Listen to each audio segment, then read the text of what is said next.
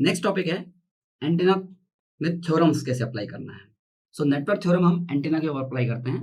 आपको स्क्रीन पे दो फिगर्स दिख रहे हैं, एक ये ट्रांसमिटिंग एंटीना है और ये रिसीविंग एंटीना है। ठीक, ट्रांसमिटिंग एंटीना पे हमने सप्लाई दिया है और रिसीविंग एंटीना पे हमें सप्लाई मिलेगा, और ये बीच में पूरा हमारा एनवायरनमेंट है, इनके बीच की डिस्टेंस होगी जितना भी दूरी है।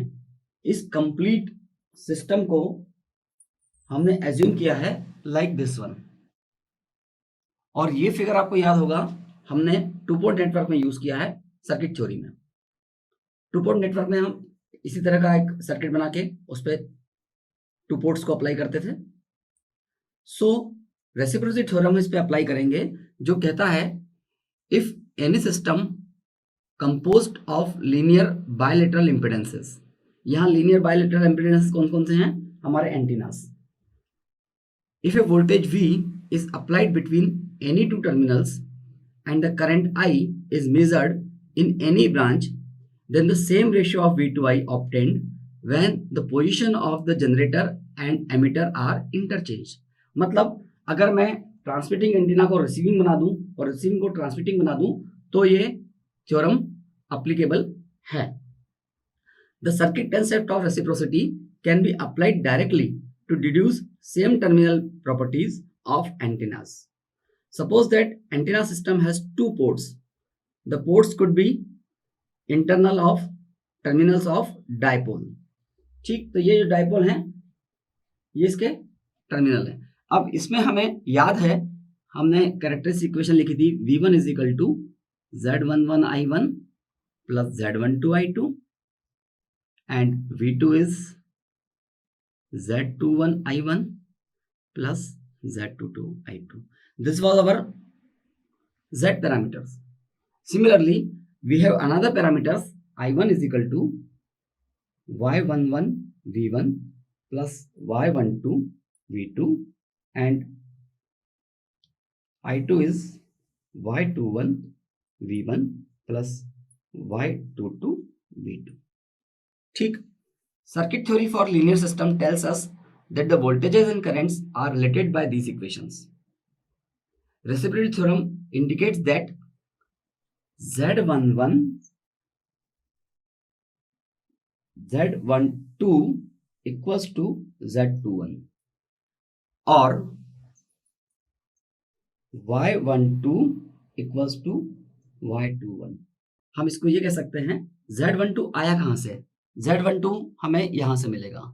यहां से कब मिलेगा, when I put my I1 is equal to 0। I1 0 कैसे होगी, it means port 1 open circuited. अगर पोर्ट 1 को मैं ओपन कर दूंगा तो मेरी ये करंट 0 हो जाएगी, और ये करंट जब 0 हो जाएगी तो इस इक्वेशन से मुझे मिलेगा Z12 is equal to V1 by I2। ठीक, सिमिलरली मैं Z21 निकालना चाहूंगा तो Z21 कैसे मिलेगा, जब मैं I2 को 0 करूंगा, that is port 2 open circuited. जब मैं इस I2 को 0 कर दूंगा तो मुझे मिलेगा Z21 is equal to V2 bye I1। ठीक, और इसके अलावा Z-12 भी है, ये क्या है, V1 by I2 when port 2 short circuited।